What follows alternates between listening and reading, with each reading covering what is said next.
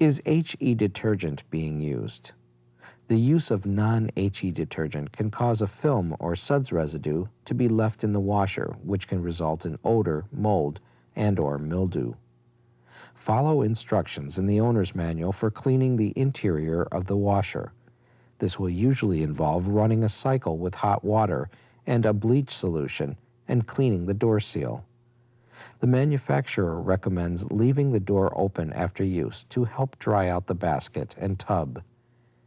When cold water washes are predominantly used, the washer will be more susceptible to detergent and additive buildup. This is what stimulates bacteria, mold, and mildew growth. Run a hot wash with bleach to help remove buildup, following directions in the owner's manual.